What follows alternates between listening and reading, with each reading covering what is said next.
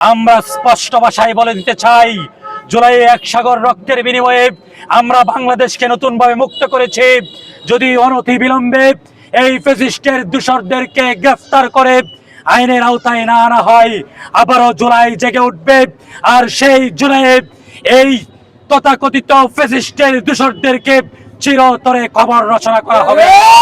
তাদেরকে যদি প্রশাসন বিচারের আওতায় না আনে, আমরা এই অভ্যুত্থানের সারথীরা ইনকিলাব মঞ্চের পরবর্তী নির্দেশনা অনুযায়ী এই অন্তর্বর্তী সরকারকে ঢেলে সাজিয়ে অন্তর্বর্তী সরকারকে ভেঙে দিয়ে বিপ্লবী সরকার গঠনের মাধ্যমে তাদের বিচার নিশ্চিত করবে।